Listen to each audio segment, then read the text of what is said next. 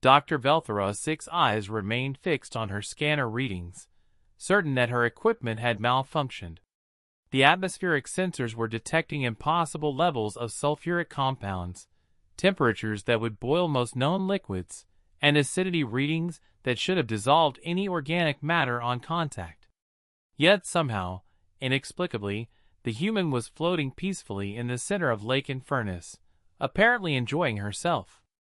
"Dr. Martinez," Dr. Velthera called through her environmental suit's comm system.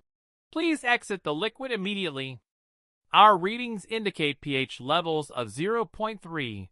That's concentrated acid capable of dissolving starship hulls."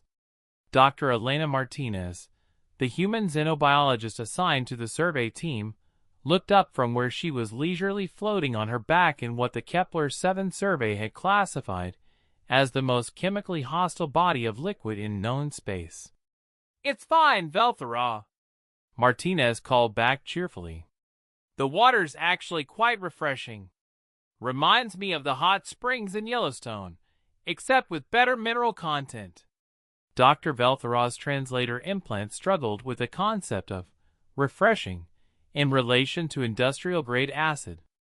She turned to her research partner, Dr. Kathman, whose tentacles were quivering with scientific distress.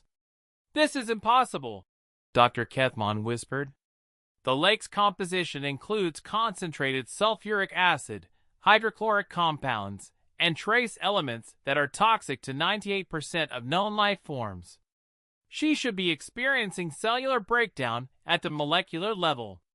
Maybe the readings are wrong," Dr. Velthera suggested hopefully. To test this theory, Dr. Kathman deployed a titanium alloy probe into the lake. Within 30 seconds, the probe's outer casing began dissolving, its molecular structure breaking down under the chemical assault. Meanwhile, Martinez had discovered what appeared to be a natural hot spring within the lake, and was now soaking contentedly in water that registered even higher acidity levels. "Guys, you should really try this," she called out. "The sulfur content is amazing for skin health, and the temperature gradient creates this incredible therapeutic effect." "Dr. Martinez," Dr. Velthera's voice carried the strain of someone witnessing violations of fundamental chemistry. "Your species' homeworld is classified as hostile, but this exceeds all known parameters for biological tolerance."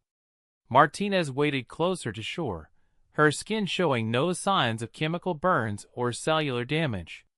If anything, she appeared more relaxed than when they'd arrived at the survey site 6 hours earlier. "Earth's got plenty of acidic environments," she explained, wringing liquid that could dissolve spacecraft components from her hair. "We've got acid rain, volcanic hot springs, bacterial mats that live in pH levels that would kill most electronics. This is actually pretty mild compared to some of the natural spas in my home state of Colorado." Dr. Kathman consulted his xenobiological database frantically. "The closest analog in our records is the Thermus aquaticus bacteria, which can survive in extremely acidic conditions. But those are microscopic extremophiles, not complex multicellular organisms."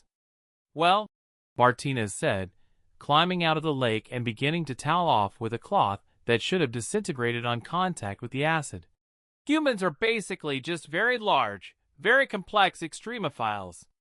We evolved on a planet that's been trying to kill us for millions of years." As if to demonstrate her point, Martinez casually rinsed her mouth with lake water to remove what she described as that sulfur aftertaste, an action that should have resulted in immediate death. "But how?" Dr. Velthera asked, her scientific training warring with the evidence before her eyes. "What physiological adaptations allow this level of chemical resistance?" Martinez considered the question while she dressed, apparently unaware that her casual survival in a chemical death trap was rewriting xenobiological textbooks in real time. "Well, humans produce stomach acid with a pH around 1.5 to digest our food," she explained. "Our skin is designed to handle everything from alkaline soaps to acidic sweat. Plus, We regularly consume things that other species classify as mild toxins: alcohol, caffeine, capsaicin from spicy foods. You regularly ingest toxins? Dr. Kethmon's voice pitched higher in distress. For fun, Martinez confirmed. Some humans even seek out foods that cause physical pain, what we call spicy food. It triggers endorphin release. Dr. Velthera realized she was documenting something unprecedented. Not just a species that could survive in extreme environments, but one that actively sought them out for recreational purposes. Dr. Martinez, when you say this reminds you of home? Oh yeah, we've got tons of places like this on Earth.